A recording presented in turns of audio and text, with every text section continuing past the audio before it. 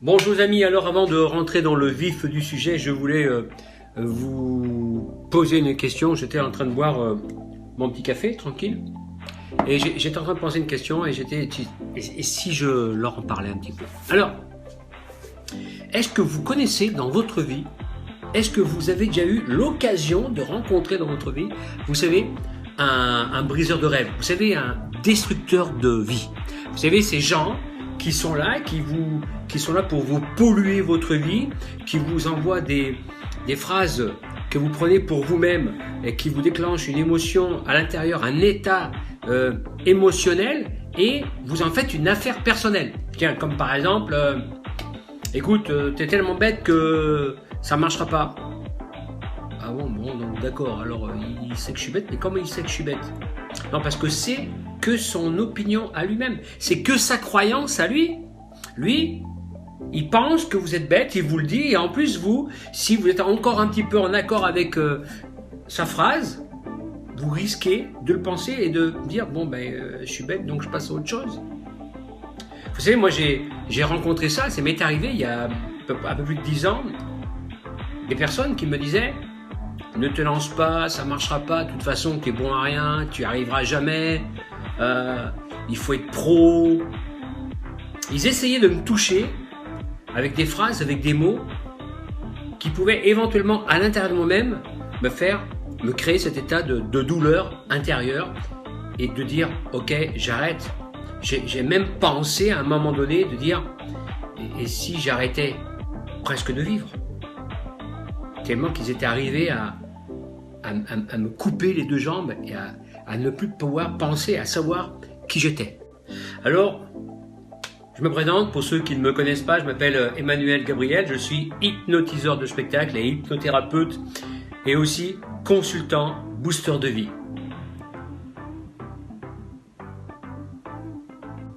Lorsque quelqu'un vous donne un avis, lorsque quelqu'un vous donne une opinion, que cette opinion soit bonne ou moins bonne, ou que la vie vous touche ou ne vous touche pas, ce qui est hyper important, c'est de ne pas le prendre et de ne pas le faire une affaire personnelle. Quand je dis de faire une affaire personnelle, de ne pas en faire tout un plat et tout un pataquès. Ce qui est positif, vous allez garder pour vous, et ce qui est négatif, vous allez poubelle. Mais je sais qu'il y a des gens qui ont ce petit jeu de vouloir vous toucher émotionnellement. Alors, la seule chose que vous devez faire et que vous pouvez faire pour éviter tous ces gens-là et de ne pas en faire une affaire personnelle, c'est de ne pas accepter leur douleur à eux-mêmes. Les mecs qui se font plaisir, on s'en fout. On n'en a rien à foutre des briseurs de rêve. On n'en a rien à secouer des briseurs de vie. On s'en tamponne. Ils sont là pour faire quoi? Ils sont là juste pour se frotter les mains et dire ça y est, je l'ai bien touché, ça y est, alors là, ça a dû lui faire du bien. Et puis après, le gars ou la personne, peu importe, elle fait demi-tour, elle se tire, vous la revoyez plus. Est-ce qu'elle est contente? Elle pense qu'elle vous a touché émotionnellement et que c'est devenu une grosse douleur intérieure. Mais non, elle s'est barrée. C'est le plus beau des cadeaux.